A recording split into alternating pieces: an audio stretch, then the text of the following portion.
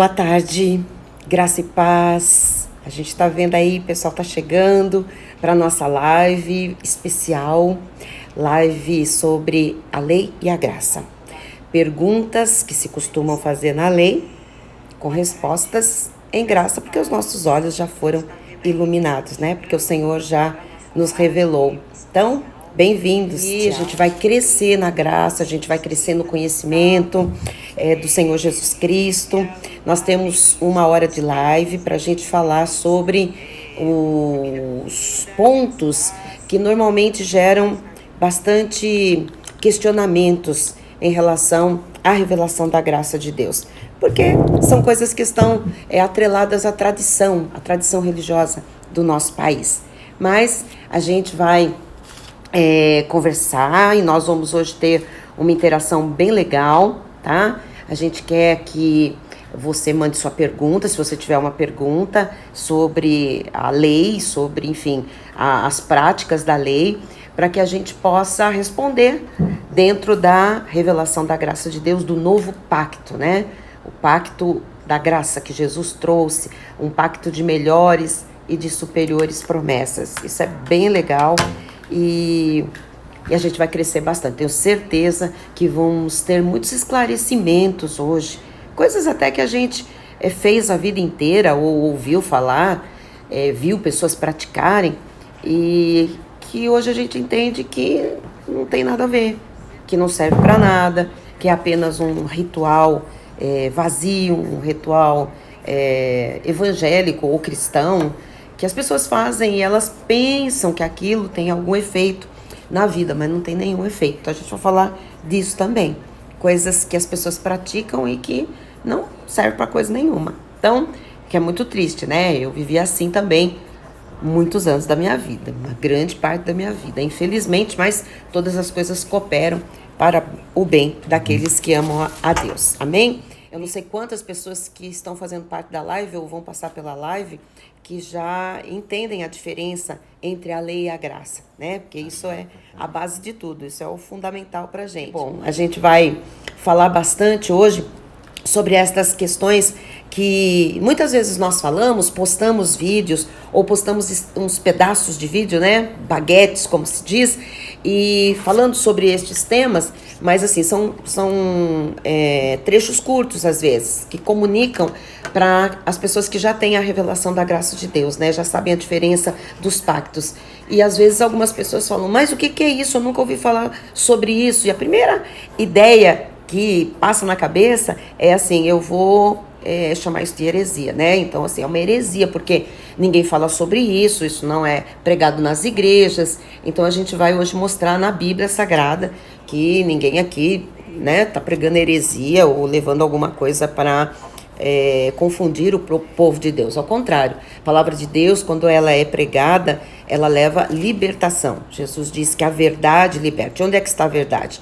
Na palavra. Por que a palavra é a verdade? Porque Jesus é a palavra. Jesus é a verdade. Ele é a própria graça de Deus. Então, quando ele revela, aí caem as escamas dos olhos. Quando ele revela o que está por trás da letra do legalismo, né, da tradição, daquilo que é apenas a palavra escrita, quando o Senhor revela o que está por trás da letra, a gente descobre o mundo espiritual como de fato ele é. E aí é onde nós somos livres de verdade. Graças a Deus, né? Sai o jugo de escravidão, o jugo da tradição, o jugo que a lei coloca, o peso das barganhas, dos sacrifícios, isso tudo, né? Cai por terra e a gente vive a liberdade verdadeira, não libertinagem, a liberdade que Cristo realmente consumou para nós na cruz do Calvário, tá bom? Então, bem-vindos. Eu vou começar a falar um pouquinho sobre como tudo isso aconteceu, tá? E eu quero assim dizer para você que nós vamos daqui a pouquinho desabilitar os comentários, que é para poder subirem perguntas, tá bom? Senão fica muita coisa e aí a gente não tem como responder. Então, antes de você fazer a pergunta, ouça um pouquinho a introdução que eu vou fazer, para depois você encaixar a pergunta, porque de repente eu respondo já nos meus comentários iniciais. Então assim, eu queria primeiro deixar bem claro aqui que nós não vamos fazer debate, tá? Eu não estou aqui para debater a palavra de Deus, nem pontos da lei, a gente não vai debater. A palavra de Deus nos ensina, né, a não debater sobre ela. A palavra de Deus não é para ser motivo de debate, de contenda, de divisão da igreja, absolutamente. A palavra de Deus é para ser lida, é para ser estudada, é para ser refletida, e ela é para ser crida e vivida. Então, essa é a minha proposta, tá bem? Se eu puder passar um pouquinho daquilo que Deus já me deu. Então, assim, nós somos seres que estamos aqui no propósito de Deus, e nós temos que dar aquilo que nós já recebemos, né? Nós não podemos ser aquela ovelha gorda que Ezequiel fala que vai, né, engordando e vai esbarrando e tirando as outras do caminho. Não, a gente tem que ser aquela ovelha que se alimenta bem, mas que também é instrumento nas mãos de Deus para repartir o que Deus tem nos dado. Então, essa tarde é para eu repartir um pouquinho de algo que Deus me deu. E por que Deus me deu? Porque Ele é soberano, não é? Porque isso estava dentro dos desígnios e propósitos de Deus. Ele não deu só a mim, Ele deu a muitas pessoas, isso está dando na face da terra, tá bom? Então, para você entender que a revelação, ela vem pelo Espírito Santo de Deus, e não por privilégio de alguns, e nem porque uns são melhores do que os outros. O Senhor nos revela aquilo que Ele quer para um fim proveitoso, tá? Então, assim, o fim proveitoso qual é? Que a gente replique isso, que a gente doe, que a gente reparta, para que outras pessoas possam ser agraciadas com o conhecimento, com a revelação, e viverem, de fato, o novo pacto, que é só vivido por fé e não por obras da lei, obras da carne. Ok? Então, só para vocês que estão chegando entenderem um pouquinho, eu queria falar um pouquinho da minha história, tá? Então, assim, eu nasci num lar católico, apostólico romano, né? Eu fui criada num convento, um colégio de freiras, que era semi-internato também, e tinha um convento junto, acoplado. E eu fiquei nesse ambiente, entre freiras, padres, diocese, fazendo parte desse círculo, até eu sair desse colégio. Com 17 anos, eu entrei direto na faculdade, e a partir daí, então, as coisas começaram, já vinha num declínio na minha adolescência, declínio assim, de não ter respostas, de ver algumas coisas no sistema em que eu estava muito erradas, né, muito pecado, porque a gente participa de bastidores, cheguei a dormir em clausura de freiras. Então, assim, a gente começa a entender que nem tudo são flores. E também as questões que a gente vai vivendo na vida, né? Minha família era uma família bem financeiramente, perdeu tudo, sim, um resumo. E todo mundo sumiu, né? Os amigos desapareceram, a família também, né? Sumiu, e a gente ficou isolado. E nesse momento da nossa vida, dessa fragilidade de família, de finanças, enfim, mudança para um outro bairro, perda de conforto, enfim, de todas essas coisas, vem também o apelo muito grande do mundo, né? Eu caí numa faculdade de comunicação e, enfim, me envolvi com pessoas que eu não conhecia até então, naquele meu mundo, e conheci o outro lado, né? O tal do submundo, da coisa imunda do mundo, e o mundo que jaz no maligno. E num desespero muito grande, aos 18 anos, eu pensei em tirar a minha vida, tá? Porque eu não tinha respostas, eu tinha só desilusões, decepções, envolvimentos com pessoas da pesada, assim, realmente. Eu só não fiz coisas da pesada porque hoje eu entendo o Deus que cuidava de mim, sempre cuidou, né? A palavra de Deus lá no livro de Isaías diz que por um breve tempo te deixei, mas com grande amor e benignidade volto a atrair-te. Quer dizer, eu sempre fui do Senhor, como cada filho, e um dia o Senhor volta. O tempo que a gente esteve longe, o tempo que a gente estava morto espiritualmente, em delitos e pecados. E aí, realmente, a gente está seguindo o curso do mundo, faz a vontade do diabo, né? Do príncipe das potestades do ar, e na carne a gente é como o ímpio, na verdade, como um filho do diabo.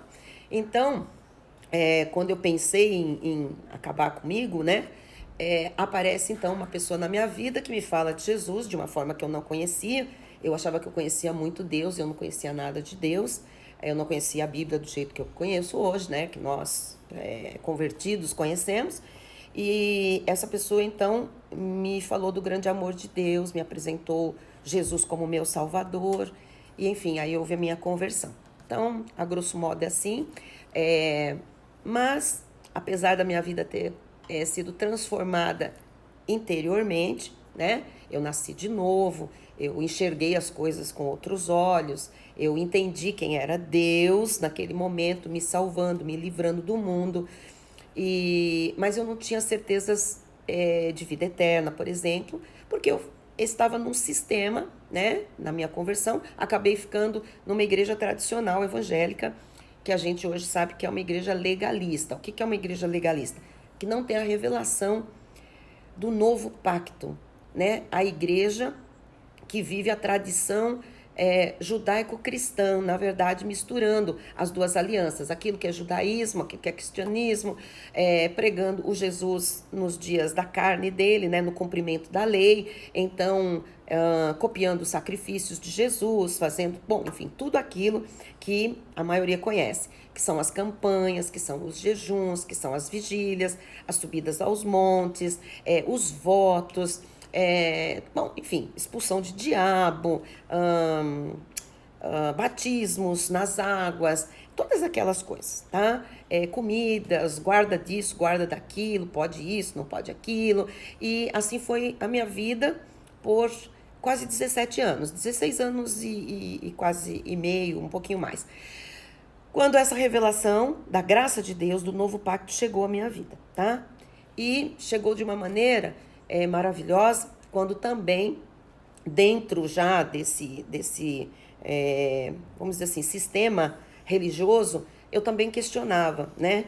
Alguns versículos da Bíblia, alguns textos, ninguém podia me explicar, ninguém me dava atenção, as pessoas diziam que aquilo não era para mim, né? Que eu estava querendo saber demais, os pastores na época diziam mistério, mistério, então assim, era um mistério, mas eu sempre questionei, então por que Deus deixaria na Bíblia ser um mistério? Ele quer falar com a gente de alguma forma através da Bíblia, não é? Hoje eu sei que não é de alguma forma, ele quer falar claramente com a gente através da Bíblia. Mas eles não tinham respostas, provavelmente, e então se escondiam atrás do tal do mistério. Ou às vezes dizendo, não, você é muito nova para saber essas coisas. Mas será que é uma questão de idade?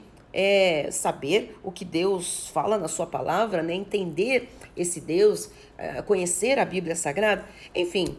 E nessa oração íntima, né? Aí eu já estava casada, tinha 3 bebês, 3 crianças pequenininhas, e nessa oração intensa, e também vendo depois o que Deus nos mostrava da sujeira, da podridão também do sistema religioso tradicional evangélico agora, eu pensei, gente, mas não é possível, não tem alguma coisa verdadeira na face da terra, né? Eu vi a podridão dentro do sistema em que eu nasci, o catolicismo, eu vi a podridão dentro do sistema evangélico. Podridão que eu digo era se pregar uma coisa e se fazer outra nos bastidores, né? Falar um discurso, mas no dia a dia, na prática, não se viver aquele discurso, pelo contrário. Então, assim, isso machuca, isso fere, isso faz com que a gente tenha uma imagem distorcida de Deus. E aí, para compensar os problemas que a gente tem, por que a gente tem esse monte de problema e não vê solução e não tem resposta? A gente acaba, né, no desespero, fazendo aquilo que o próprio sistema manda a gente fazer, que era vigílias, campanhas, jejuns intermináveis, votos. Por quê? Porque a gente quer resolver a nossa situação, a gente quer estar bem, né? A gente quer estar santo. Então, para santificar tem um processo todo de você viver a santificação, que tem a ver com o visual, que tem a ver com um padrão que foi estabelecido dentro da religiosidade. E aí a gente vai se moldando a isso tudo. E quando a gente se dá conta, os problemas continuam lá, nada foi resolvido, a gente não tem resposta e a gente está engessado. A gente está com mais fardo ainda que foi colocado pela própria igreja, pela própria tradição, pelos próprios homens. Então é nesse momento que, graças a Deus, chega aí esse descortinar, tá? De entender que existia uma palavra que eu não conhecia, existia uma revelação que não tinha chegado à minha vida. e aí ela chegou, que é a revelação da graça de Deus, do novo pacto, que o novo pacto, ele começa quando Jesus vai para a cruz, né? Na cruz ele encrava a lei mosaica, tudo aquilo que era contra nós em termos de ordenanças, de pagar o preço, e ele então, na sua morte e ressurreição, ele estabelece uma nova aliança, que é a graça de Deus. E nessa aliança, o justo viverá por fé. Essa aliança foi trazida por Jesus. A palavra de Deus diz que a lei veio por intermédio de Moisés. A graça e a verdade vieram por Jesus Cristo. Jesus trouxe a graça e a verdade. Então a graça, ela está atrelada com a verdade libertadora. A graça é a própria verdade libertadora, né? Que é o quê? Uma aliança que foi feita conosco, que não depende de pagar preço, porque Jesus pagou o preço na cruz por nós. Então, o que acontece? Nós temos que viver por fé, crendo naquilo que já foi consumado por Jesus na cruz. Eu não tenho que ficar pagando o preço, eu não tenho que ajudar Deus, eu não tenho que fazer uma parte para Jesus fazer a parte dele. Isso era a lei, né? A lei mosaica. E na graça a gente está vivendo por fé, desfrutando por fé de uma herança que Jesus consumou para nós na cruz do Calvário, ok? Então, isso aqui só para a gente entender um pouquinho, que ninguém está aqui para pregar alguma coisa que vá machucar alguém, que vá ferir alguém. Agora, a verdade, quando ela chega, ela confronta. A verdade, ela é confrontadora, né? A mentira não. A mentira, ela aplaca a nossa consciência, ela alisa o nosso, ela acaricia o nosso ego, aquilo que a gente quer ouvir. Então, se alguém, quando ouve estas verdades, se sente um pouco assim, como assim? Mas eu vivi fazendo isso a minha vida inteira. Eu também estou aqui contando a minha história.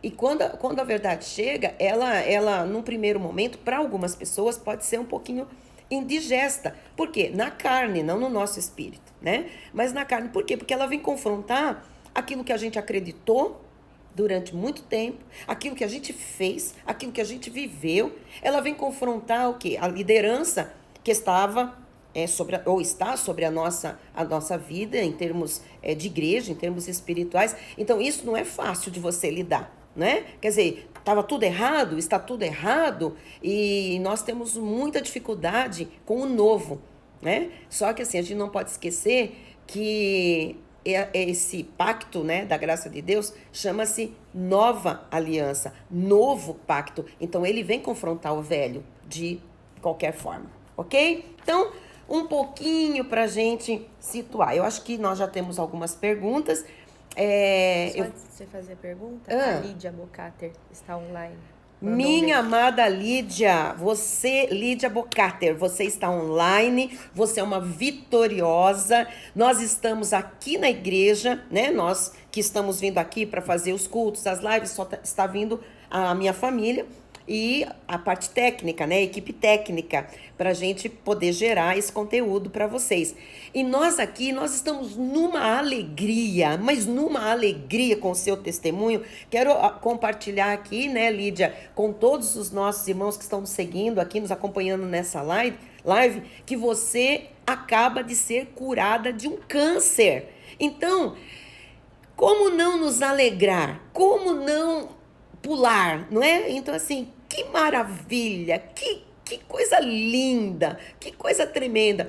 Quando veio a notícia do câncer na vida da irmã Lídia, a gente ficou todo mundo junto com ela, em oração, na intercessão. Nós clamamos, nós mandamos palavra de vitória, e ela, né, se encheu de confiança, porque fé ela já tem, porque ela é uma salva por Jesus Cristo, então já tem a fé, né, o dom de Deus.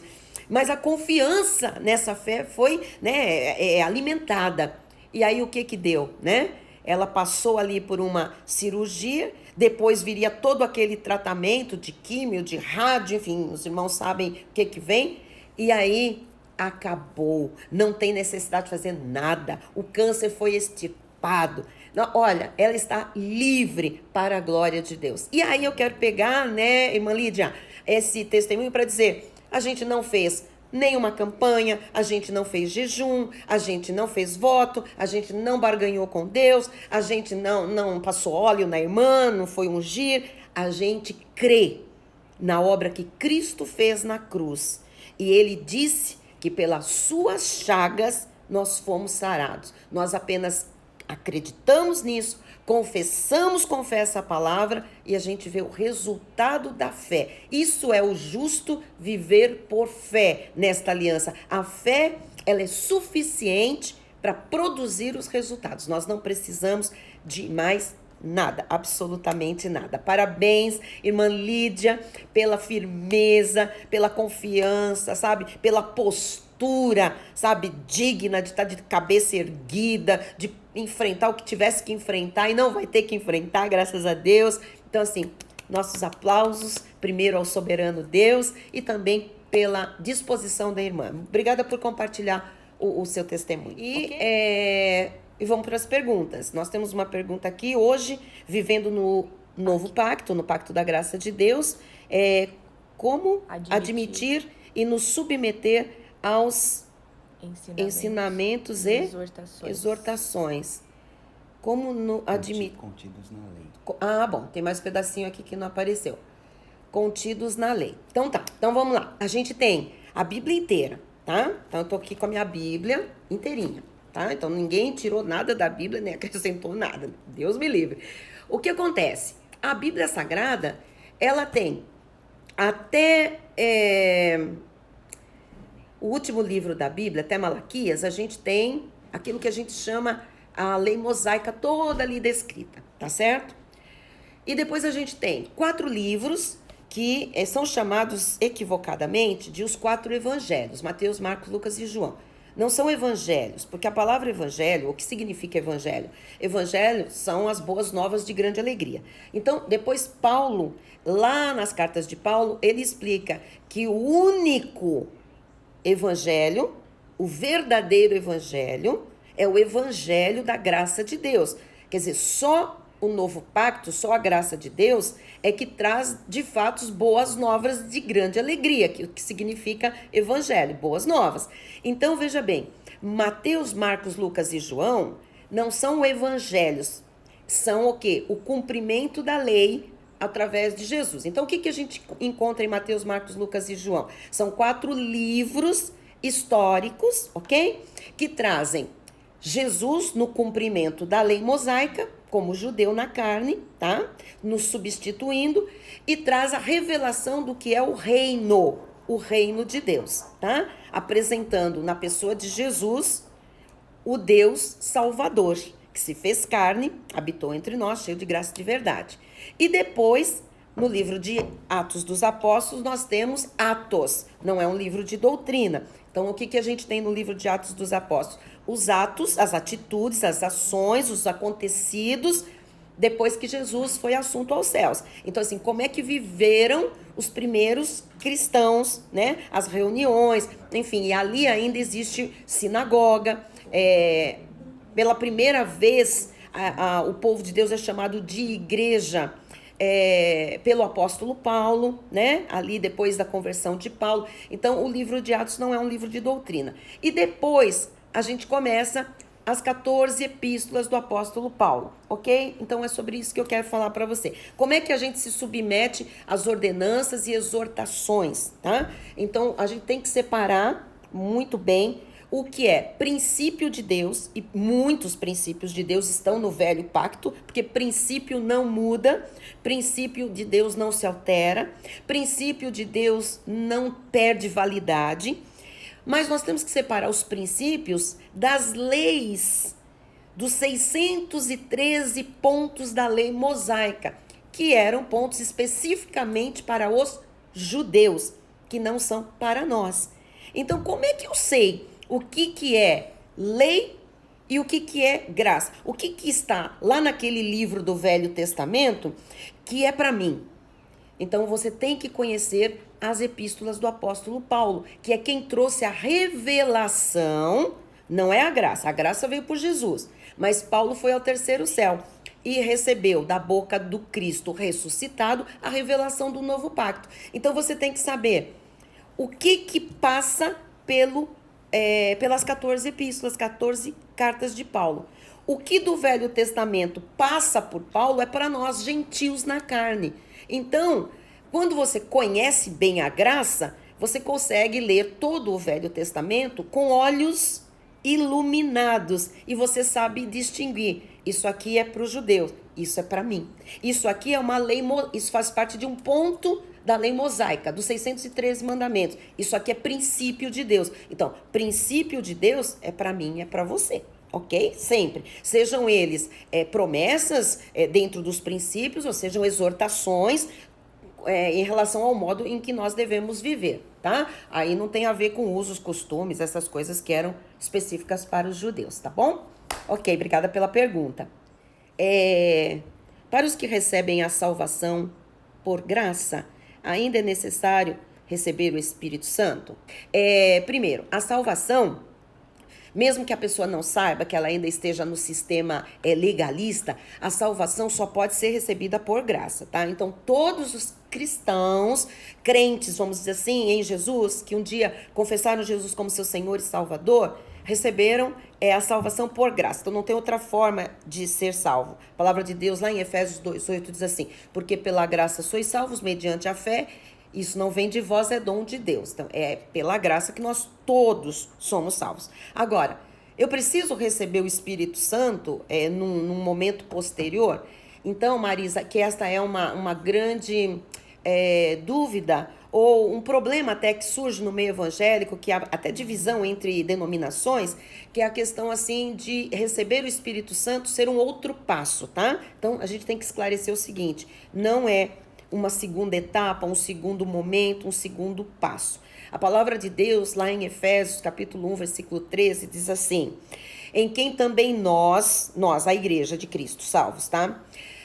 Depois de ouvirmos a palavra da verdade, né? Então, Paulo está falando para a igreja. Também nós, ou vós, depois que ouvistes a palavra da verdade, tá? A palavra da verdade, o evangelho da vossa salvação, quer dizer, a gente tem que ouvir a palavra. Ele diz, tendo nele também crido, então a gente ouve a palavra, a gente recebe nesse momento o dom da fé para crer na palavra, tendo nele também crido, fostes selados com o Santo Espírito da promessa. Então veja bem, tudo isso é uma obra do Espírito Santo automática, por graça. Ninguém pode dizer que Jesus é o Senhor se não for pelo Espírito. Então, querida Marisa, quando um cristão, quando uma pessoa tem um encontro com Jesus Cristo e ela só pode crer se ela receber o dom da fé para crer, ora, de quem é o dom da fé? Do Espírito Santo. Isso significa que o Espírito já está na pessoa, porque o dom da fé é o Espírito em nós, manifestando um dos dons, tá? Então, assim, a gente crê e é selado. Ou seja, o Espírito Santo já está em nós, já nos selou. O que é um selo? É uma garantia que nós temos vida eterna. Ou seja, até chegarmos lá no céu, onde vamos passar a eternidade com nosso Senhor e Salvador Jesus Cristo, nada nos separará dele, ok? Por quê? Porque tem um selo, tem uma garantia. E esse selo não é o selo de uma carta, né, dos homens aqui, com uma cola. É uma união definitiva com o Espírito Santo, porque a palavra diz que aquele que se une ao Senhor se torna um espírito com ele. Então colou o nosso espírito com o Espírito Santo, com uma cola divina, não sai mais, não é? Por isso que Jesus disse: estarei convosco, estarei em vós todos os dias até a consumação dos séculos. Então não existe necessidade nenhuma depois de ter um segundo passo para receber o Espírito Santo, o batismo do Espírito Santo. Isso não existe. Isso é um erro terrível, um erro crasso da tradição evangélica, ok? Toda pessoa que recebe de verdade Jesus, tem um encontro com ele como seu Senhor e Salvador, nesse momento é selado, batizado com o Espírito Santo, ungido, revestido, está pleno do Espírito, ok? Espero ter esclarecido isso. Temos mais uma? Vamos lá? Então vamos lá.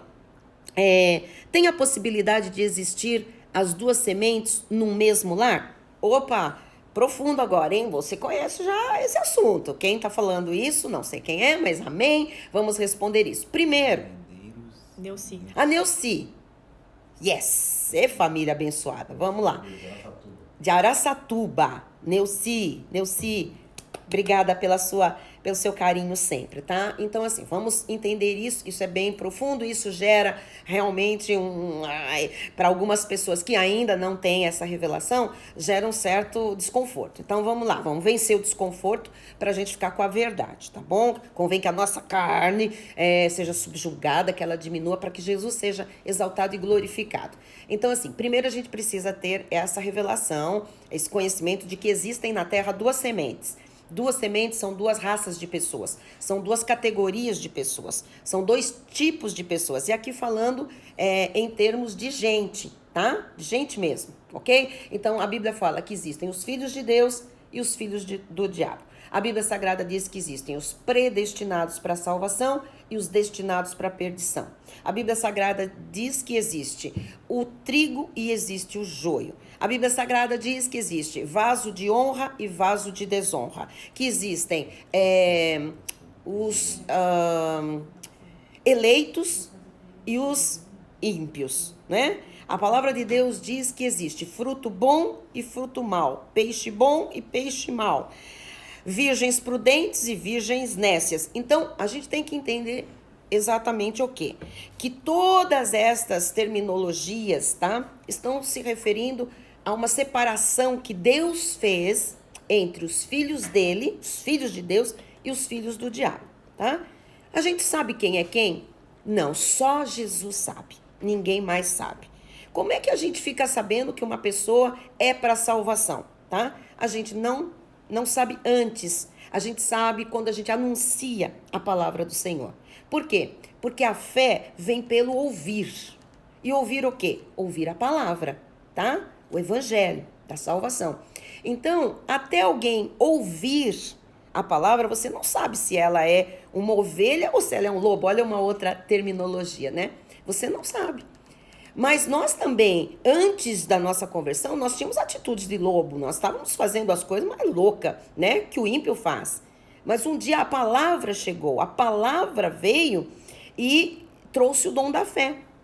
O Espírito Santo nos sela e a gente crê. E aí a gente é salvo. A gente é selado com o Espírito Santo. Aí você tem a evidência de que nós éramos boas sementes. Sempre fomos. Nós estávamos um tempo mortos nos nossos delitos e pecados. Mas e as outras pessoas? Às vezes uma pessoa ouve a palavra de Deus, mas não é naquele primeiro momento que ela reconhece Jesus como seu Salvador, não é?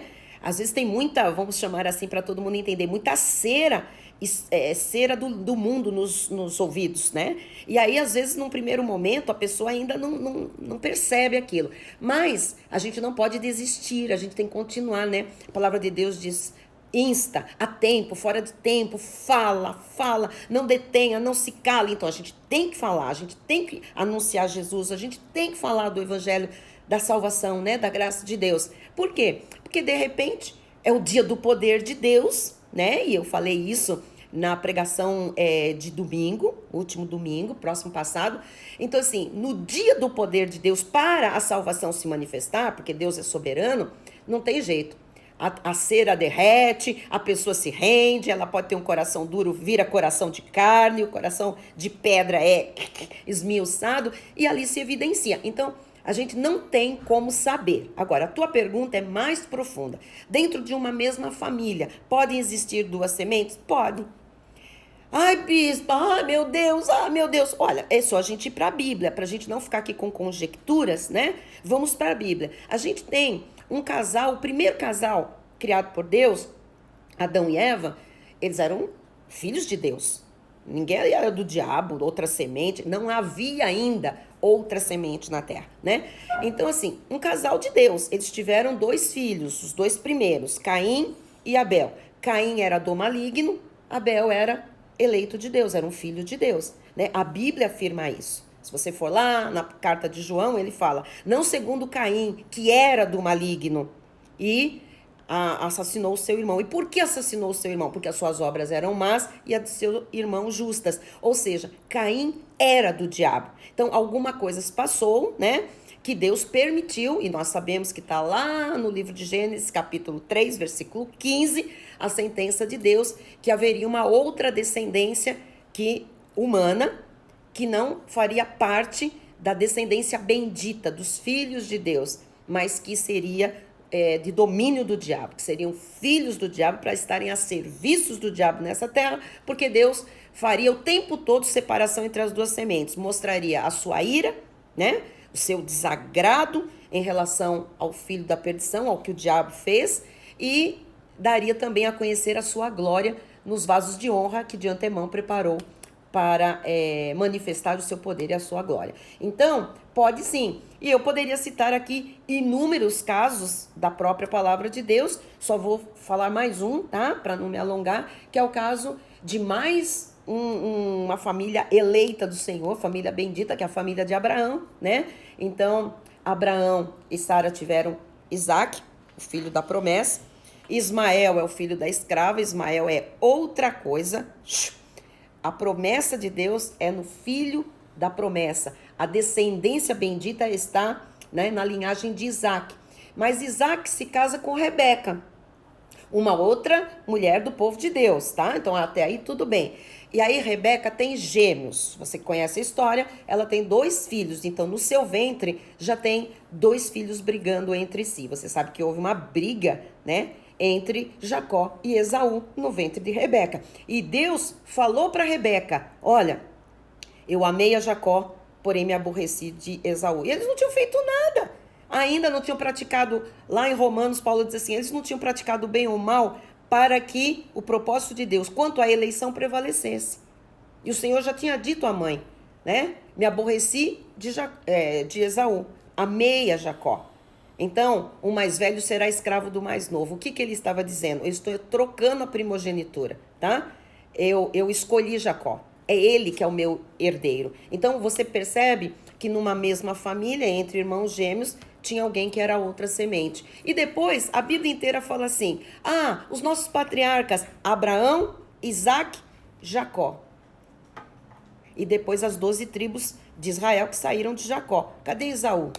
Nem é contado. Ele só apronta depois, ok? Tá bom? Então, a verdade é essa. Vamos ficar com a verdade. Agora sim, mas tem um filhinho lá que é meio rebeldinho, tem alguém numa família que é casca grossa. Então eu vou pegar o próprio exemplo de Jacó e vou dizer, entre Esaú e Jacó, se fosse pra gente olhar na carne, Jacó era pior que Esaú num primeiro momento. Ele era terrível.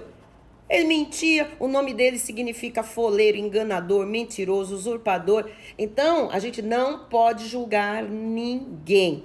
Aí um dia Jacó teve um encontro com Deus, lutou com o anjo, que é ali o próprio Senhor, uma teofania. E o que acontece? Ele se converte ali, ele tem o seu nome mudado ali. Jacó tem o seu nome mudado para Israel, que significa príncipe com Deus. Então, espero ter respondido. Ninguém tem que fechar questão em relação a isso, ok? Poderia falar sobre ir para montes, jejum, batismos, etc? Abraço, bispo, um abraço para você também. Então tá. Montes, jejum, batismos, etc. são algumas obras, tá? E se você for perceber, são todas obras que a gente faz com a carne. Então, quando eu vou para o monte, é o meu corpo que vai se sacrificar indo para o monte. Quando eu vou fazer uma vigília, que é esse monte normalmente para fazer vigília, ou para ficar lá horas orando, o que eu estou fazendo? Eu estou fazendo um sacrifício carnal, tá? Então eu queria que você enquadrasse em sacrifício aí para a gente depois falar sobre isso. E aí entram outras formas de sacrifício. Por exemplo, quando eu faço um jejum, que eu me abstenho de alimento, eu estou fazendo um sacrifício. Olha, gente, eu estou tirando aqui o tal do jejum intermitente, tá? Para fins médicos, terapêuticos aí e tal. Isso aí é uma outra história, não tem nada a ver com o espiritual. Então, não é esse que eu estou falando. Eu estou falando do jejum, como mover o coração de Deus, como se consagrar. O jejum que se diz ser espiritual. O jejum não tem nada de espiritual. O jejum é uma outra obra humana, é um sacrifício, tá?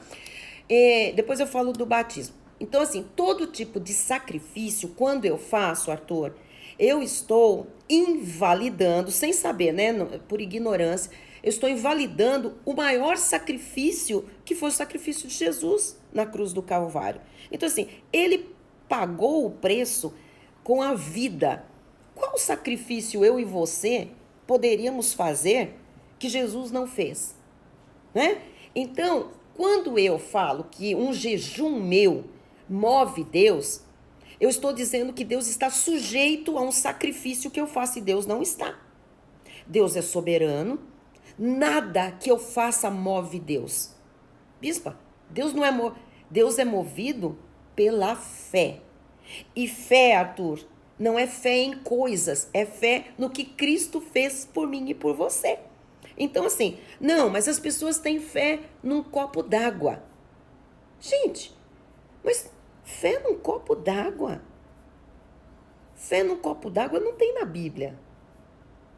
O que é a definição de fé, Arthur? De Hebreus 11:1.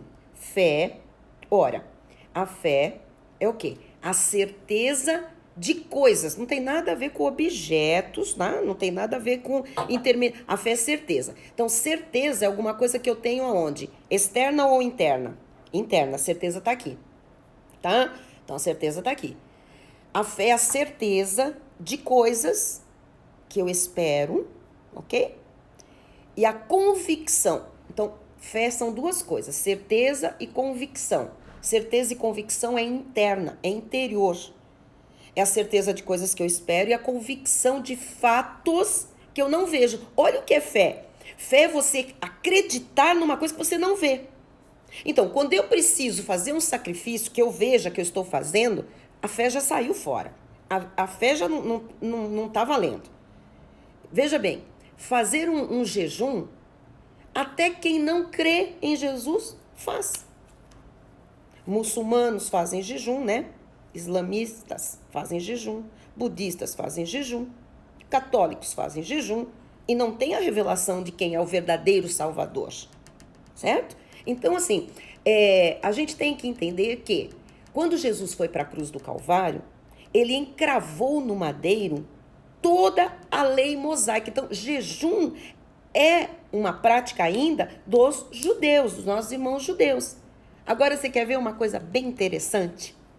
Bem interessante, que os cristãos não sabem por que os judeus faziam, no Velho Testamento, faziam jejum. Então, o jejum, ele era feito por 3 motivos, por 3 razões, tá? Agora, você é muito inteligente, você vai sacar aqui algo maior. O jejum era feito quando a pessoa estava de luto. Então, tinha morrido alguém. Então, o povo judeu, pelo luto, jejuava. E não só jejuava, vestia preto. Agora você vê de onde vem, né? Talvez você é muito novo, mas assim, eu me lembro da minha avó, quando alguém ficava de luto antigo, ficava um tempo de preto. E tinha gente que nunca mais tirava aquele preto.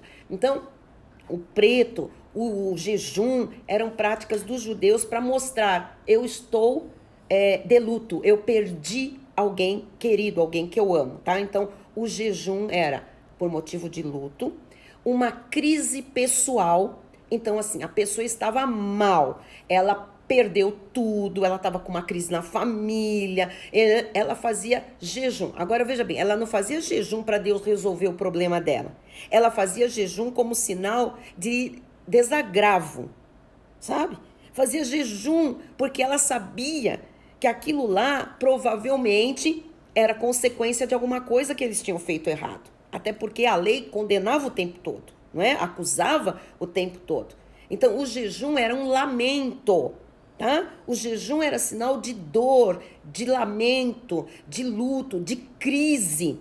E o terceiro motivo era a crise nacional, quando o povo todo de Israel estava passando por uma afronta, tá? E eles passaram muitas afrontas. Então, eles faziam, por exemplo, eles iam para uma batalha, a rainha Esther, ela conclama lá um jejum para todo o povo de Israel. Por quê? Porque dependia dela, sabe, ser uma intercessora diante do rei Assuero para não exterminar o povo de Israel. Então, por crise nacional, eles jejuam, mas não jejuam para barganhar com Deus. Eles jejuam tipo, gente, é tudo ou nada.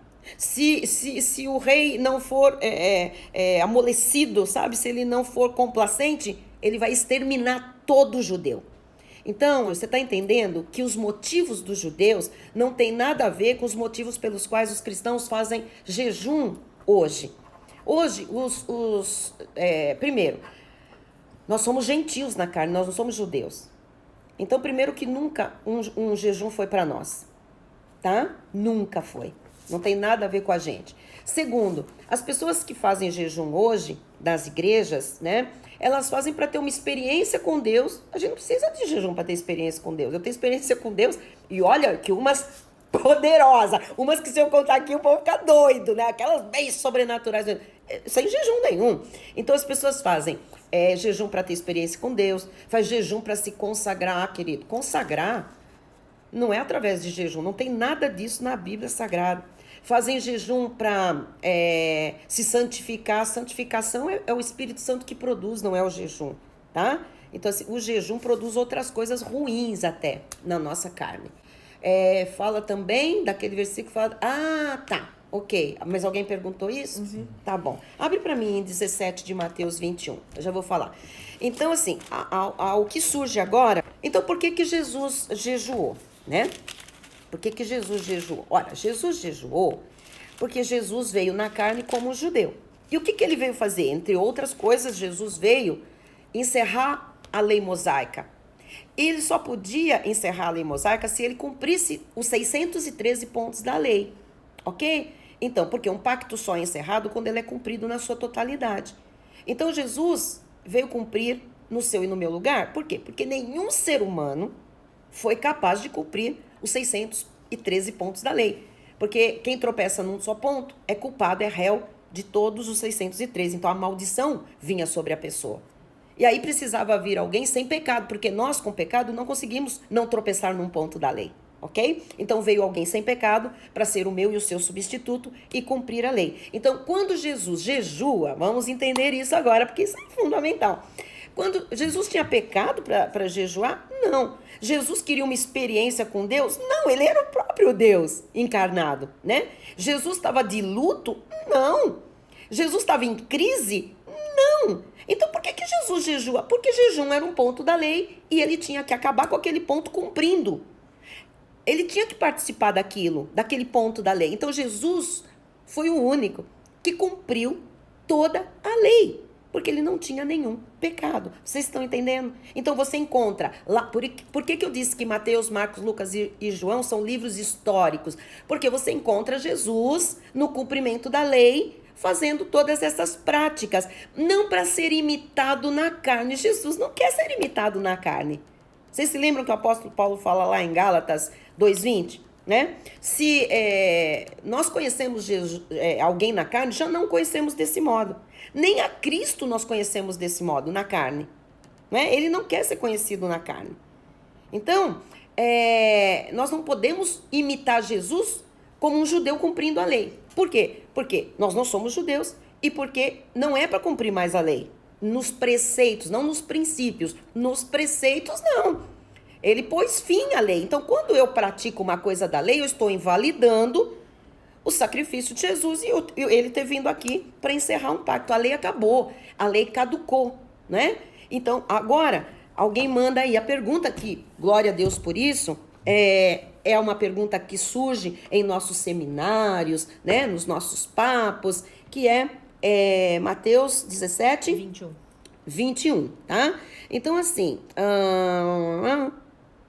eu quero ler um pouquinho antes, tá bom? Para todo mundo entender o contexto. Eu gosto muito de ler o contexto. Diz assim, olha só. No versículo 17, Jesus exclamou: ó geração incrédula e perversa, até quando estarei convosco? Até quando vos sofrerei? Trazei-me aqui o menino. E Jesus repreendeu o demônio. Então, era um jovem possesso, né? E este saiu do menino, o demônio saiu do menino. E desde aquela hora, ficou o menino curado. Beleza. Então, os discípulos, aproximando-se de Jesus, perguntaram em particular: por que motivo não pudemos nós expulsá-lo? Olha que coisa interessante.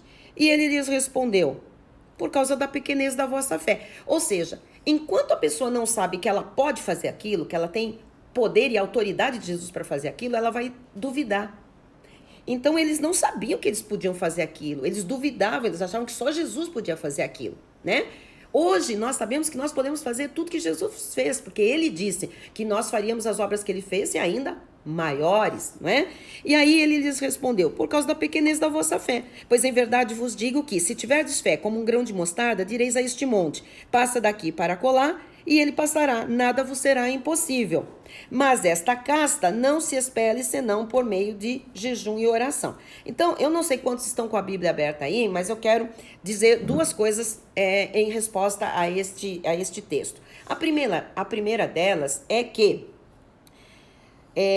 eu acho que em todas as Bíblias, pelo menos todas que eu tenho, são Bíblias de verdade, né? Este versículo aparece entre colchete. Você sabe o que é colchete? Não é parênteses. Parênteses é a orelhinha. Colchete é um trequinho assim, quadradinho, né? Tem duas pontinhas assim, tá? Então, todos os versículos, todas as palavras que aparecerem em colchetes, guarde isso para você. Esse texto, essa palavra, essa linha não consta dos originais. Não. Estas palavras em colchete, estas frases, elas foram acrescentadas pelas sociedades bíblicas, tá? Por quê? Porque chegaram a um consenso de. Então, eles são obrigados, quando aquilo não está no texto original, a colocar entre colchetes, ok? Colchetes. Então, toda vez que você vir uma palavra entre colchetes, ou uma frase, ou um versículo, você já para ali, porque aquilo lá não foi encontrado nos originais, tá bom? Então, é obrigatório estar entre colchetes. Então, isso é um primeiro... Por isso que eu digo, as pessoas sem conhecimento, elas começam a falar coisas e criam histórias e fábulas que não tem nenhuma base, realmente, tá? Então, esse versículo não está nos originais gregos. Segunda coisa...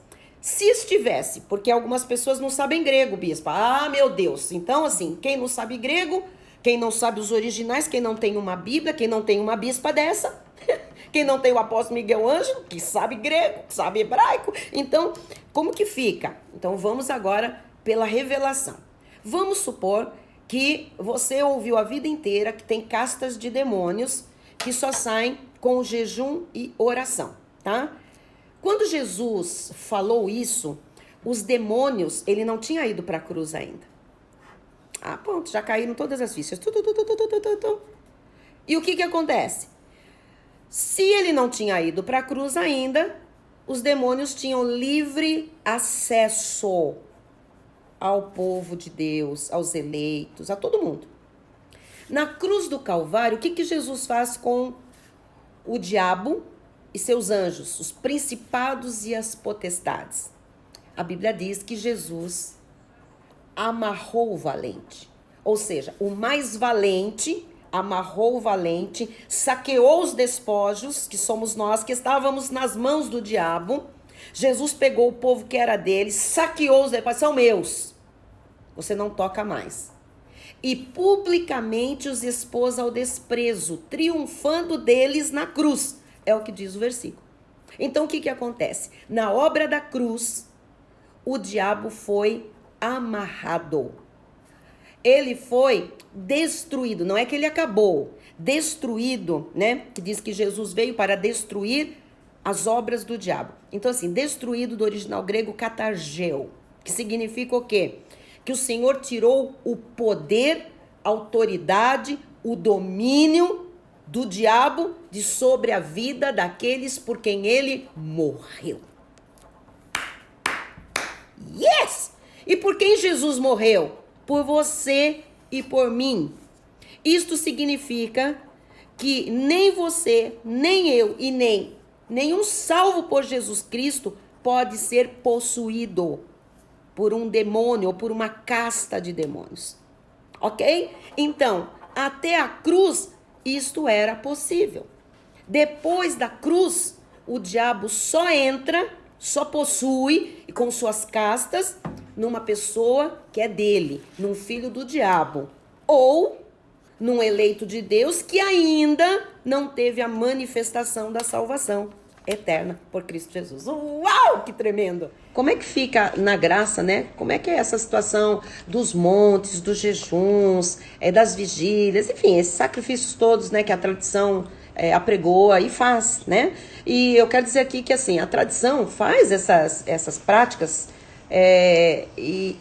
gente, faz de coração aqui, ninguém tá criticando isso, porque eu fiz tudo isso, tá? Então, assim, eu era super aquela pessoa, eu era das vigílias, tá? Eu tinha 3 bebês, eu levava os meus bebês para as vigílias, em carrinho, bebê conforto, né? Punha colchãozinho no chão. Então, assim, eu fiz todas as vigílias no tempo da lei, tá? Prática de montes, para ir para os montes, todos os montes de São Paulo, conhecidos, eu fui também, tá? Fazer jejum, no começo era difícil, depois vira quase que um vício uma coisa assim que tem que fazer jejum. Acontece um negócio, eu vou fazer um jejum. Não, eu vou entrar numa campanha de jejum. Então, assim, eu tô falando de cátedra, né? Eu sei o que eu tô falando, tá? Agora, eu fiz tudo isso, como as pessoas fazem, com muita boa vontade e muita boa intenção. Mas eu não tinha os olhos iluminados que Deus nos deu hoje para entender que isso são práticas que acabam confrontando com o sacrifício que Cristo fez na cruz do Calvário. Então, assim, ele fez o maior dos sacrifícios, que engloba tudo isso. Então, não tem nenhum sacrifício que um filho de Deus faça que vá, né, se comparar ou se equiparar ao sacrifício de Cristo, tá?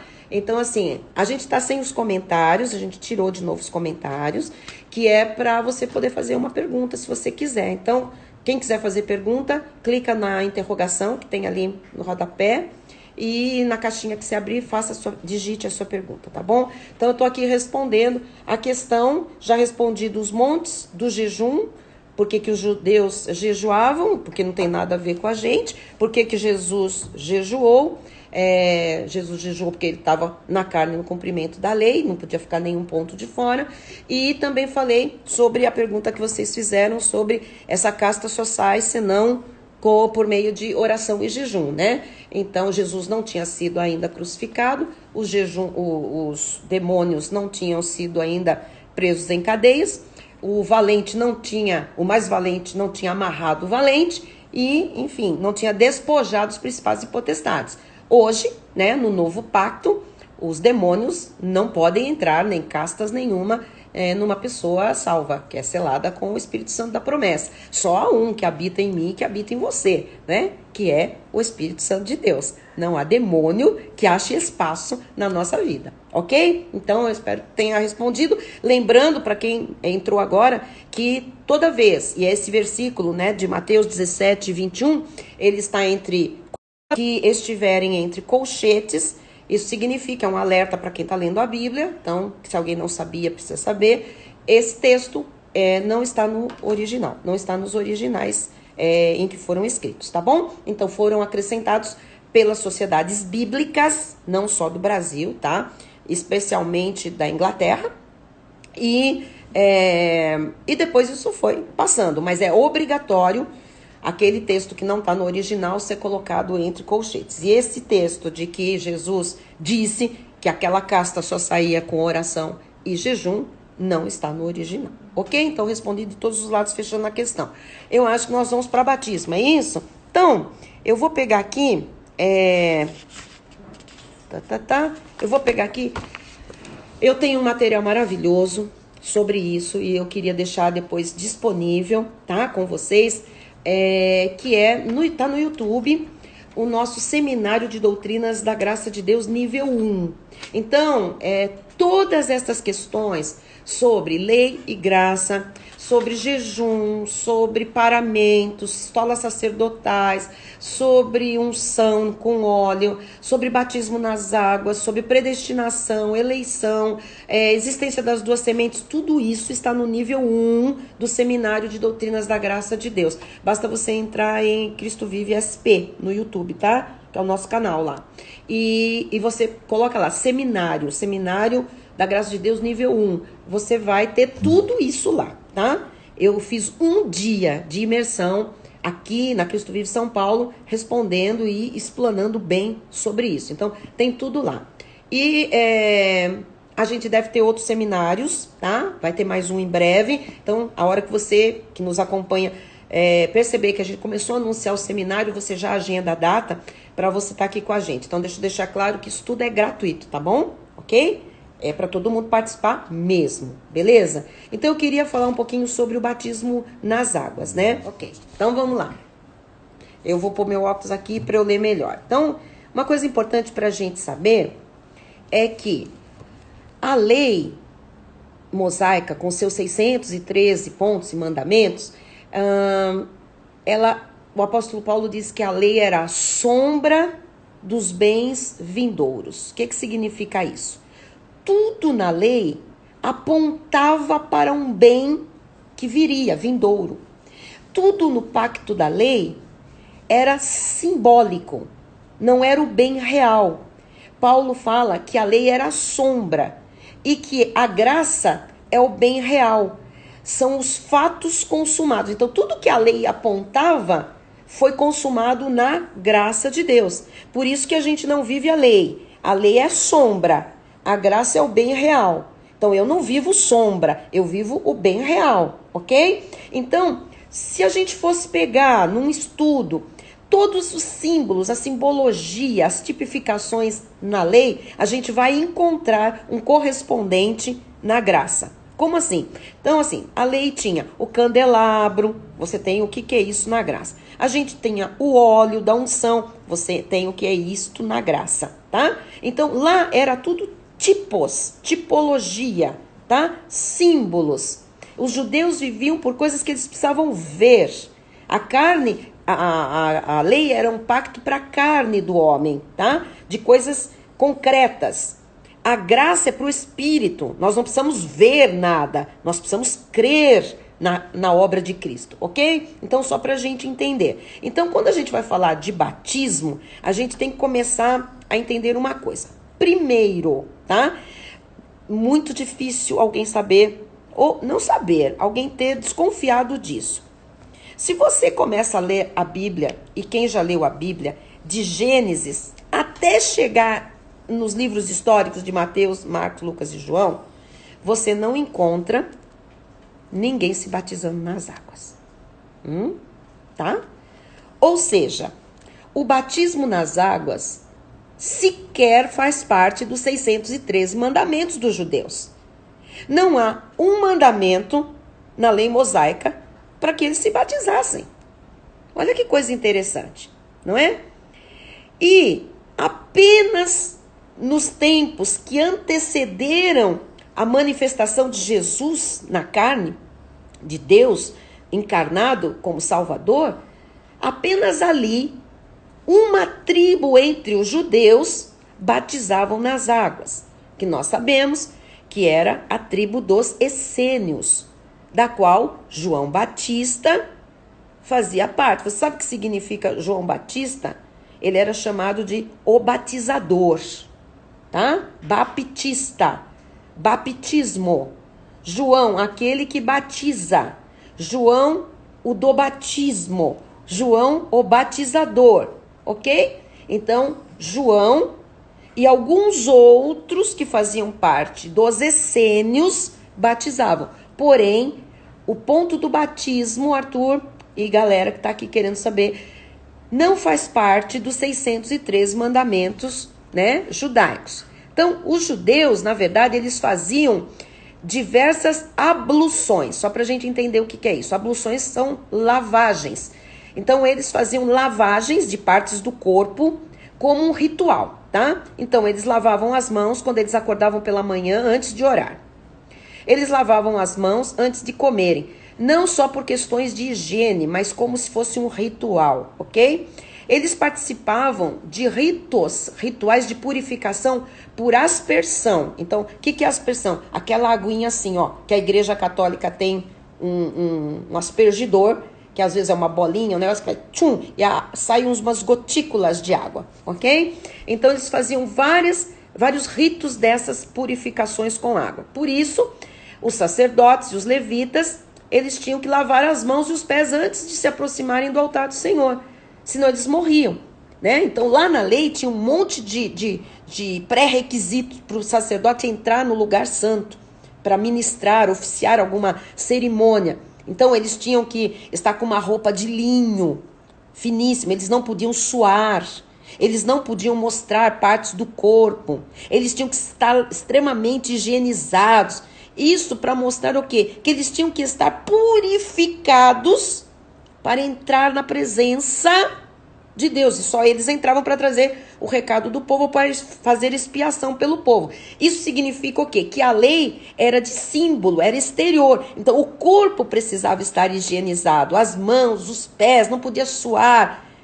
Veja que tipifica a verdadeira purificação que Jesus faria através da sua morte e da sua ressurreição. Ou seja, quando o Espírito Santo vem morar em nós, nos selando, né? No dia da nossa salvação, o que acontece? Ali nós somos embranquecidos, purificados dentro. Então eu estou lhe mostrando as conexões da lei e da graça, tá? Então, essa questão de água para os judeus era para purificação externa. Eram ritos de higienização, para estarem ali na presença de Deus, tá bom? Então, tanto os essênios como os fariseus, eles praticavam frequentes abluções. Abluções são ritos de purificação com água, ok? E em nenhum lugar a lei mosaica exigia imersão corporal, tipo essa questão do batismo, tá? Então, não há nenhum caso na Bíblia Sagrada de purificação que a gente possa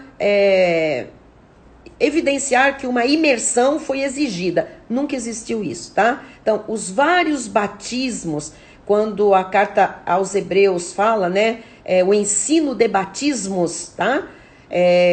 Incluíam esses ritos praticados por aspersão. Então, só para os irmãos entenderem, não tendo nada a ver com o batismo nas águas, conhecido hoje como uma prática após a conversão, tá bom? Então, o batismo na água, primeiro, ele era a sombra do verdadeiro batismo. Segundo, que é o verdadeiro batismo, que é o batismo do Espírito Santo. Segundo, o batismo na água era para remissão de pecados. Então, assim, uma outra coisa que as pessoas não sabem é que não havia uma vez só o batismo nas águas. Então, toda vez que alguém cometia um erro, um delito, um pecado, ele, para aplacar a sua consciência, o que ele fazia? Ele ia lá num batizador e ele se batizava. Então, tipo assim, roubei as galinhas do vizinho. Eu tô arrependido ou eu quero ficar bem com Deus. Eu quero aplacar a ira de Deus sobre a minha vida. E eles estavam vivendo o regime da lei, hein? Então, a ira de Deus era direta, tá? E o que eles faziam? Eles passavam por um batismo, tá? Para remissão de pecados. Então, aquele pecado estava temporariamente, não perdoado, mas aplacada a ira do Senhor. Eu espero que vocês estejam entendendo isso. Então, o batismo nas águas nunca tirou o pecado. Ele aplacava a ira de Deus. Por quê? Porque quando o homem se batizava, ele estava dizendo, com outras palavras, olha, eu me arrependi disso que eu fiz. Só que aquele batismo nas águas jamais apagava o pecado, não é? Tirava o pecado. Tanto é que, vocês sabem aquela passagem, que João Batista estava ali, né, com os discípulos dele, e eles viram Jesus passar ao longe. O que João Batista disse? Ah lá, ele viu Jesus e disse, eis aquele que tira o pecado do mundo. Então, a diferença, né, é que o batismo de João não tira nada. Ele aplacava a ira de Deus, tá? Com um ritual. O verdadeiro batismo, Jesus fala, ele, né? Depois, João Batista fala, né? Que ele batizava João Batista com água. Porém, Jesus batizaria com o Espírito Santo e com fogo. Então, a verdadeira purificação, a verdadeira remissão, o tirar o pecado, é feito pelo Espírito Santo. O batismo nas águas, amados, vou falar aqui com todas as letras, por favor, né? Espero estar falando com pessoas maduras espiritualmente. O batismo nas águas não serve para absolutamente nada. É um ritual vazio e desprovido de qualquer interferência ou influência no mundo espiritual, ok? Então, assim, por quê? Porque quem confessa Jesus já morreu para os pecados. Então, não há nenhum batismo que possa fazer isso, tá certo? João Batista, ele era um precursor de Jesus. Ele disse, eu não sou digno de atar as sandálias dele, os nós das sandálias. Então, veja bem, de carregar as coisas de Jesus. Então, hoje, as pessoas, elas tiram o foco de Jesus e elas colocam em João Batista. Então, há muitas pessoas que acham assim, não, se não batizar, não sei. Peraí, o próprio João Batista disse, João Batista, o batizador, último profeta da lei. João Batista foi o último profeta da lei. Ele profetizou acerca de Jesus, Jesus já estava ali. Acabou. A lei acabava em Jesus, né? Então, ele disse, João Batista, humano, tá? Ele disse, ele é do céu, eu sou daqui. O que mais que ele disse? Eu vos batizo com água. Porém, eu com água. Mas João Batista tirou o foco da água e falou, olhem para ele. Ele vos batizará com o Espírito Santo e fogo. Ali João Batista dizia, esqueçam a água. A hora que ele morrer naquela cruz, acabou a água. Acabou o ritual, não existe mais, nem tem propósito, não é? Então, Jesus não batizava. Certa vez, alguns discípulos chegaram lá e falaram para João Batista, olha, aquele lá, sabe? Aquele lá de que você fala dele, falando de Jesus, ele está batizando mais do que você. Aquelas fofocas, sabe? Sempre existiram. Fazendo guerra, fazendo divisão, né? Então assim, olha, ele está fazendo mais discípulos que você, está batizando mais que você, tá? E depois, lá, se você depois quiser conferir, em João 4:2, deixa eu ver se eu já te mostro aqui, João 4:2, vamos lá pra gente ler. João 4:2 diz assim, olha só, quando, pois, o Senhor veio a saber que os fariseus tinham ouvido dizer que ele, Jesus, fazia e batizava mais discípulos que João, versículo 2, se bem que Jesus mesmo não batizava, e sim os seus discípulos. E o que Jesus fez? Deixou a Judéia, retirando-se outra vez para a Galileia. Então, assim, Jesus fugia dessas histórias, né? Dessas contendas. Jesus nunca batizou ninguém. Já expliquei aqui que Jesus se batizou. Por quê, bispa? Se Jesus se batizou, ora, Jesus precisava se batizar se ele não tinha nenhum pecado? Não. Jesus estava ali arrependido de ter feito alguma coisa errada para aplacar a ira de Deus? Não, ele não precisava passar pelas águas. Ah, mas o batismo é para que as pessoas publicamente saibam da fé do outro. O quê? O seu testemunho e o meu é que vão falar daquilo que nós cremos e da obra que Cristo fez na nossa vida. Não é batismo. Eu conheço pessoas, você deve conhecer, que já se batizou um monte de vezes. E não mudou nada. Para cada igreja que vai, faz um batismo, participa de um ritual. Ah, e tem pessoas que se batizaram uma vez só e que tem um péssimo testemunho. Então, assim, batismo não serve para coisa nenhuma. Ou o Espírito regenera, a pessoa dá um testemunho baseado no seu novo nascimento, na sua conversão, na sua nova, né, identidade, que é a identidade de Cristo. Ou então, não é por causa de ter passado pelas águas, por um batismo, que ela vai falar alguma coisa, vai mudar alguma coisa. Batismo não serve para nada, né? Então, Jesus não batizou ninguém. Ah, mas se o batismo, se Jesus veio cumprir a lei, pode ser que venha essa pergunta, eu já vou adiantar aqui. Se Jesus veio para cumprir a lei, os 613 pontos da lei, mosaica, né? E batismo não era da lei, porque ele se batizou? Porque uma tribo dos judeus batizava. E Jesus não ia deixar nada do judaísmo de fora do encerramento daquele pacto. Então, acabou toda a lei, acabou batismo, acabou sacrifício, acabou trocas, barganha, acabou. Acabou. A Bíblia Sagrada diz, o fim da lei é Cristo. Acabou a lei. Então, o batismo nas águas só serviu para mostrar que haveria um verdadeiro batismo. O das águas era sombra também do verdadeiro. O verdadeiro é o do Espírito Santo, que é o que regenera, o que muda caráter, o que transforma, né? Aquele que purifica, que santifica. E isto se dá quando alguém recebe Jesus como seu Senhor e seu Salvador. Ok? Amém? Beleza, Francisco. Obrigada pela pergunta. Bispinha, que carinho, Francisco. Obrigada. Fala sobre pré-existência. Esse conhecimento mudou minha vida. Beleza, a minha também. Tudo isso mudou a nossa vida, não é? Pré-existência. Vamos lá, deixa eu pegar um versículo aqui, tá? Vou pegar Jó, né? Vamos pegar Jó. Jó é o livro mais antigo da Bíblia Sagrada, tá bom? Para quem não sabia, porque a Bíblia ela não está em ordem cronológica, ou seja, como os fatos foram acontecendo. Você sabe que não é um livro de história que você pega, né? Então, Jó tá lá no meinho, mais perto dos Salmos, mas Jó é o livro mais antigo. Então, assim, vou ler alguns versículos do capítulo 38. Se você quiser anotar, se alguém quiser anotar, 38. Quando a gente fala de pré-existência, a gente não tá falando aqui de existência em outras vidas, nada disso, hein, misericórdia. A gente não tá falando de reencarnação, Deus me livre, isso não existe, tá bom? Isso aí, ao homem está ordenado morrer uma só vez, e depois disso segue-se o juízo, tá bom? Mas a gente precisa entender que nós não começamos a existir no ventre das nossas mães, como muita gente pensa, né?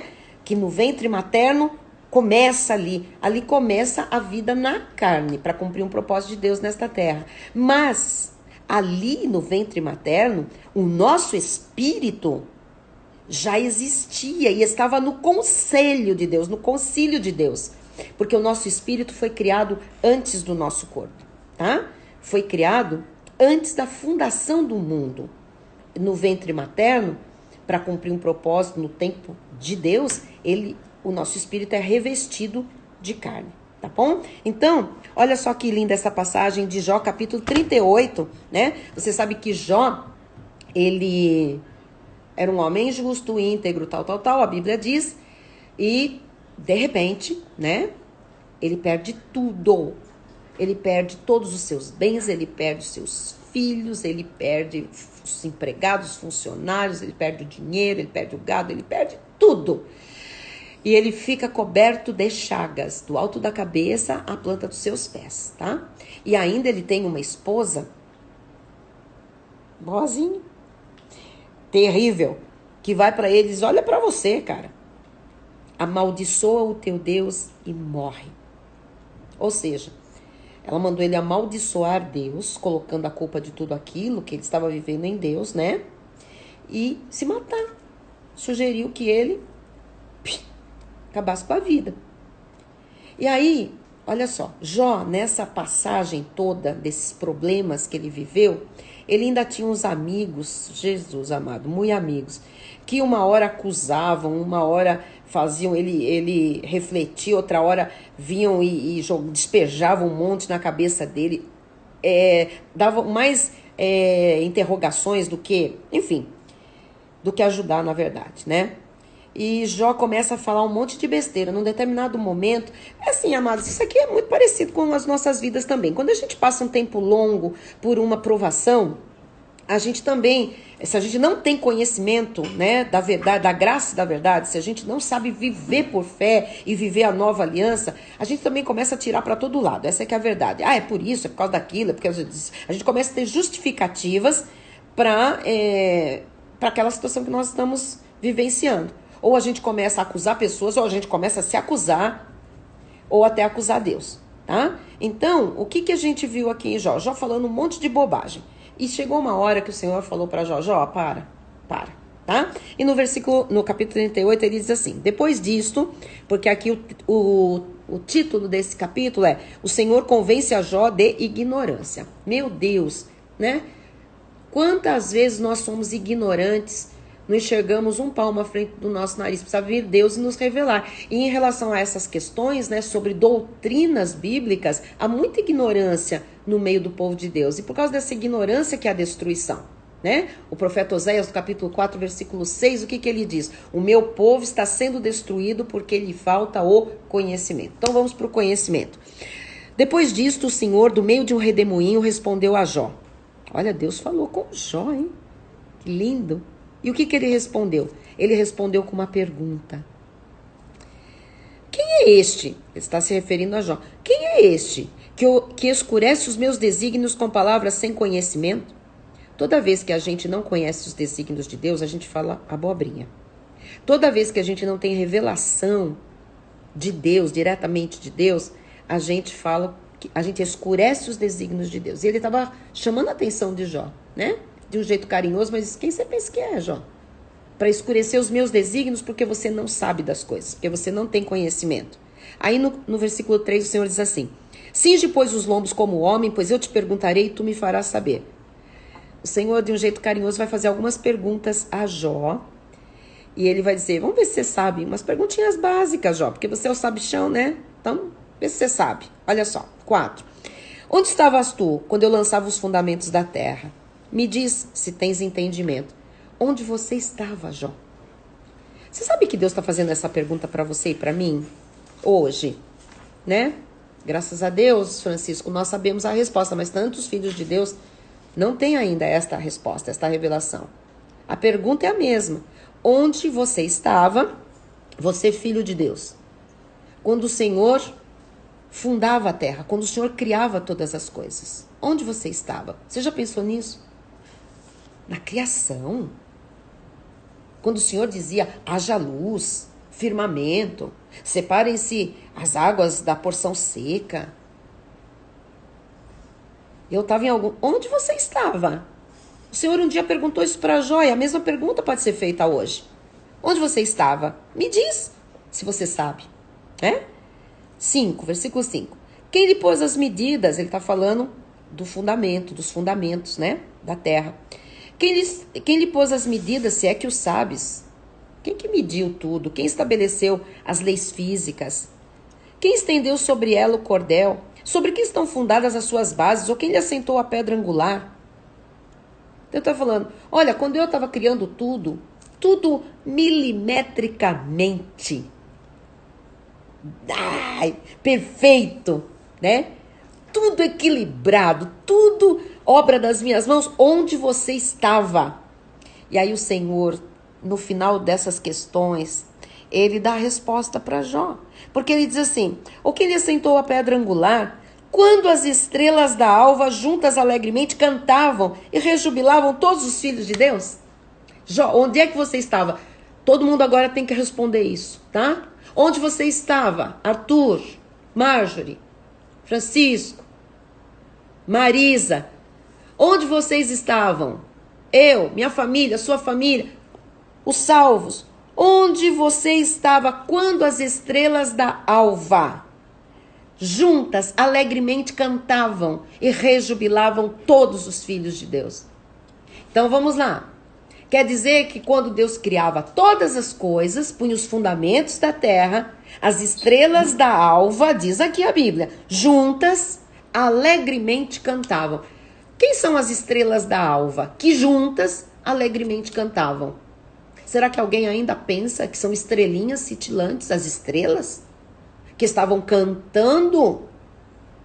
Hoje se tem aí teorias de que o universo está em movimento, lógico que está, mas e que existe um som no universo. Ok, se alguma coisa está em movimento, produz som. Nem todo mundo pode ouvir, mas produz som. Mas aqui não está falando de um som produzido no universo, no oco, no vazio. Está falando de estrelas da alva que juntas, alegremente. Ah, então agora entrou sentimento. Agora entrou alegria. E cantar. Cantar significa emitir um som vocal. Ok?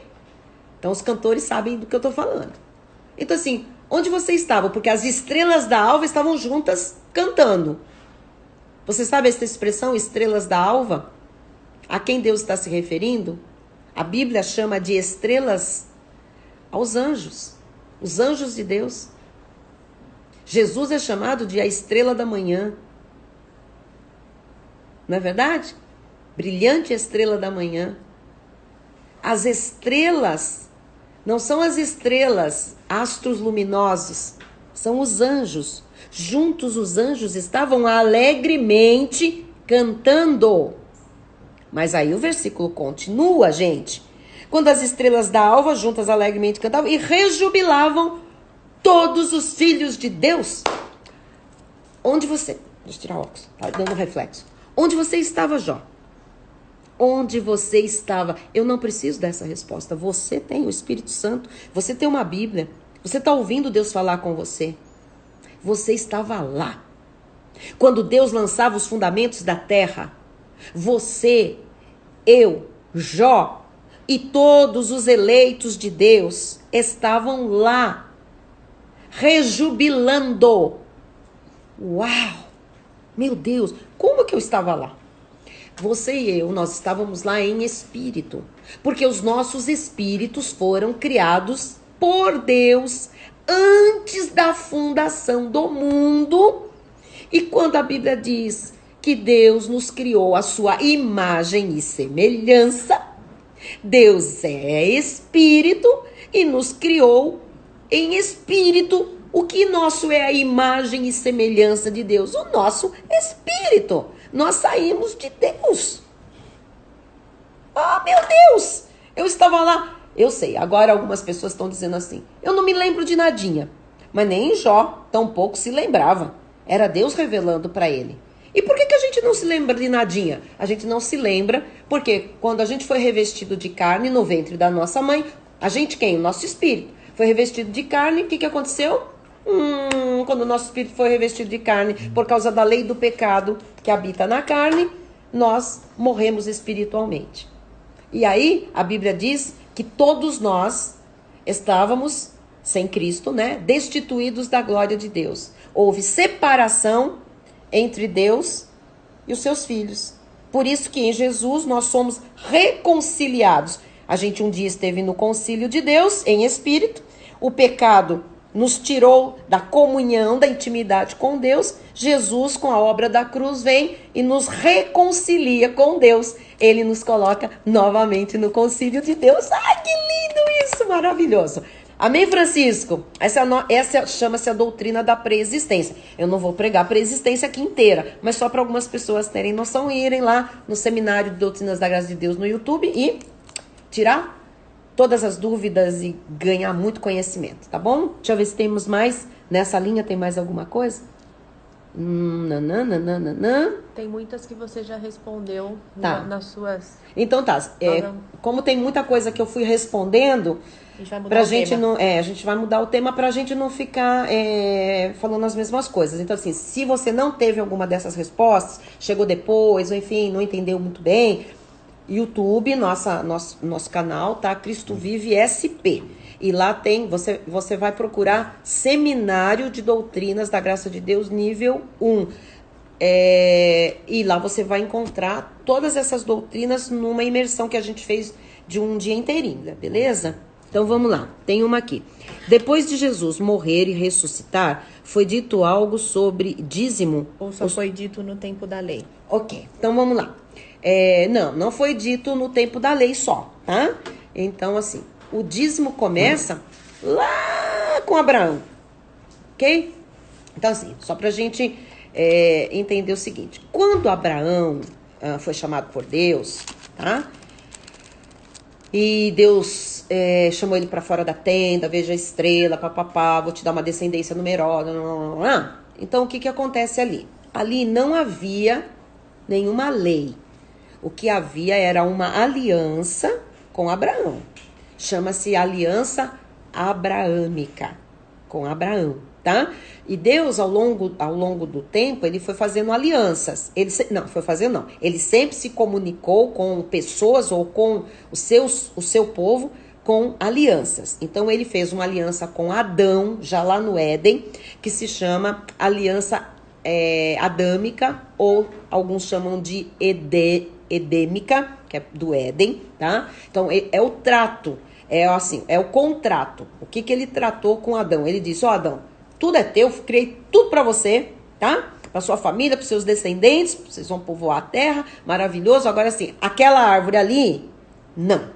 Então, o que é isso? É um pacto. tá? Então assim, é assim, assim, assim, isso sim, isso não, combinado?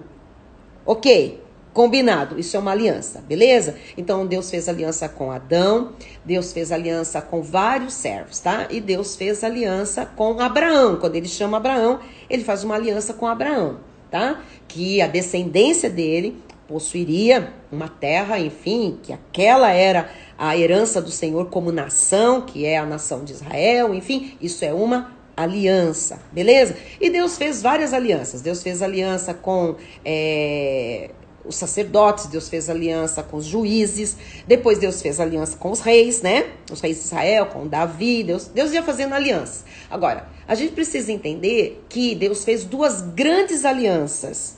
A aliança com dois grandes povos, essa é a mais importante. Deus fez uma aliança com o povo dele como nação, os judeus, que chama-se Aliança Mosaica, que foi a lei dada através de Moisés para o povo judeu, tá? Então é a maior aliança entre as que já tinham sido feitas com pessoas ou com famílias na terra. E depois Deus faz, então, na pessoa de Jesus, na sua morte e ressurreição, uma outra grande aliança que anula a primeira, que acaba com a primeira, que é a graça de Deus. A nova, e agora a Bíblia diz, e eterna aliança, então não vai ter mais, tá? Essa é a nova e eterna aliança, é a graça de Deus. Então o que acontece? Vamos voltar para a pergunta lá do dízimo. Então assim, tem alguma coisa falando agora do dízimo? Não, o dízimo não é de agora, né? Tem, tá? Tem falando sim, depois de Jesus, em Jesus e depois de Jesus. Mas está falando de dízimo na Bíblia lá em Gênesis, ok? Então assim, não fala, por exemplo, quando fala de Adão, o pacto com Adão, não fala a palavra dízimo. Mas quando Deus disse assim, ó, todas as árvores você pode comer, mas tem uma que é minha, não toque nela, a gente já começa a entender que Deus sempre vai colocar o homem para ter um cuidado com alguma coisa que é de Deus, para ele não tocar naquilo, tá bom? Só pra gente já abrir a ideia aqui. Depois a gente vê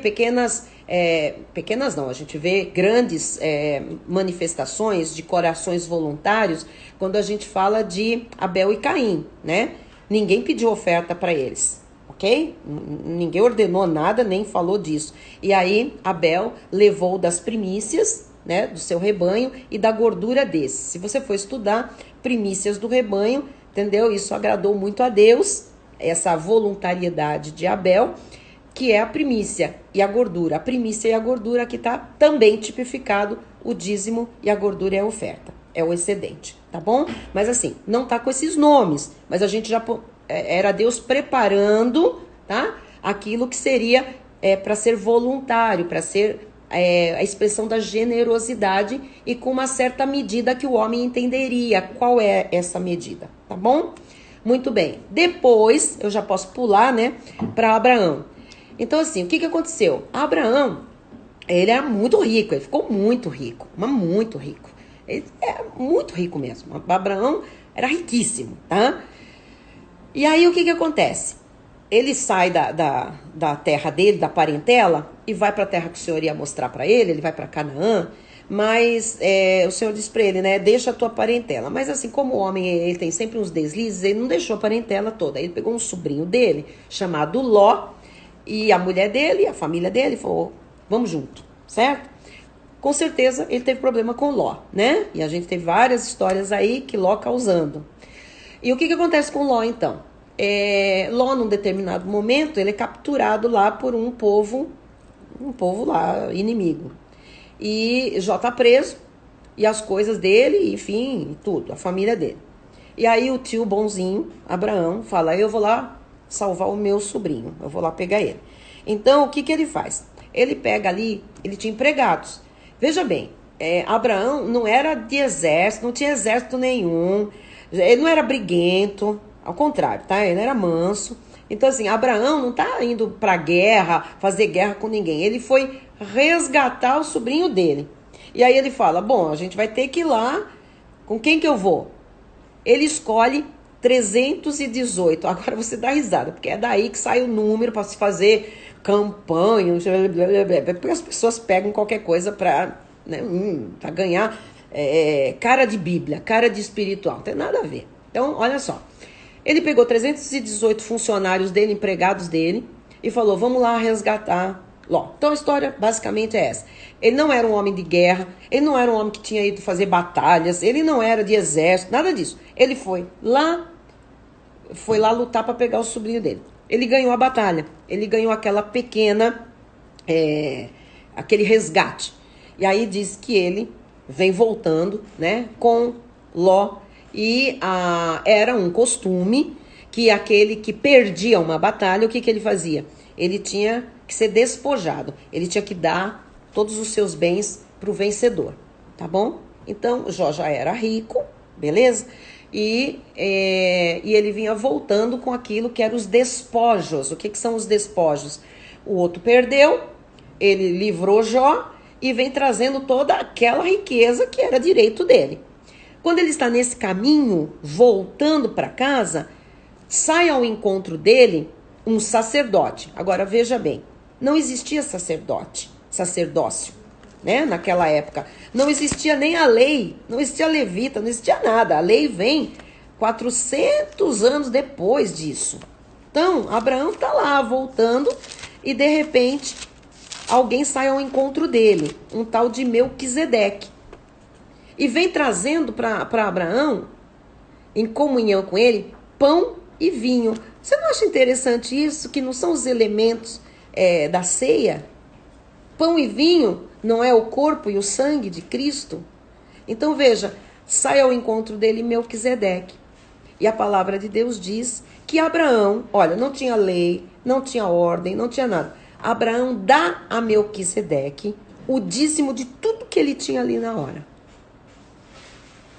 Você está entendendo onde nasce o dízimo com a palavra dízimo de 10ª parte? Só que Abraão, ele foi justificado porque ele creu. Então diz que Abraão creu e isso lhe foi imputado por justiça. Ou seja, Abraão também recebeu o dom da fé, como eu e você, gentios na carne, para crermos em Deus. E ali ele creu na promessa do Senhor e ele foi justificado por fé. Por isso que ele é pai dos gentios pela fé e pai dos judeus na carne, na descendência, humanamente falando. Então ele foi justificado. Então Abraão vive uma pré-dispensação da graça. Vamos ver se todo mundo entende. Abraão estava em graça pura. Ele tinha a promessa de Deus, ele não tinha lei, ele não tinha nada disso. E ele foi justificado por fé, ele creu. Ele creu contra a esperança. Isso lhe foi imputado por justiça. Então, é nesse momento que esse homem de fé, que é o nosso pai na fé, tem no seu coração essa gratidão e oferece a Melquisedeque, né? 10% de tudo que ele estava carregando. Então, o dízimo é muito anterior à lei. Deus se agradou tanto, né? Provavelmente isso já seria uma prática, então Deus já vinha preparando vários servos dele para essa disposição de coração, essa generosidade, e na lei isso vira um preceito, isso vira uma ordem, tá? Até ali não era uma ordem, agora vira uma ordem, que é a ordem de Malaquias, tá? E quem não cumpria, como era dentro do pacto da lei, tinha uma maldição, né? Muito bem, aí tudo foi encravado no madeiro em Jesus. Todos os preceitos da lei. Só que o dízimo é anterior à lei. Não é um preceito exclusivo da lei. Senão seria assim, finalizado. Mas não, tá bom? Então, só pra gente entender que Jesus, ele fala do dízimo. E ele não refuta o dízimo.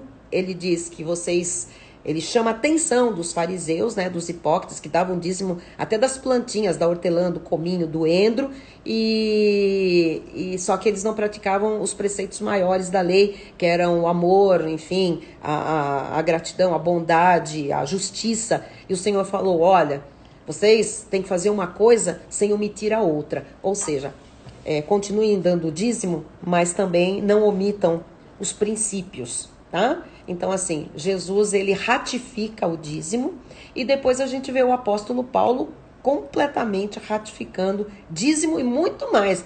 Na graça, é o dízimo como uma medida santa e a ênfase vão para ofertas, ofertas voluntárias e grandes ofertas. E o povo das igrejas que Paulo pastoreava e fundava, era um povo muito generoso, que não só dava para assistência do templo, mas dava para o pregador, dava para os santos, para as viagens, dava para eles, mantinham, tá? Como nos dias de Jesus, Jesus era mantido com riquezas de muitos seguidores. As pessoas às vezes dizem assim, né? Tem um versículo lá em Provérbios que diz assim: aquele que retém mais do que é justo, se-lhe-á em pura perda. Então, vamos pegar esse versículo? Aquele que retém, falando em oferta, tá? Falando em generosidade material.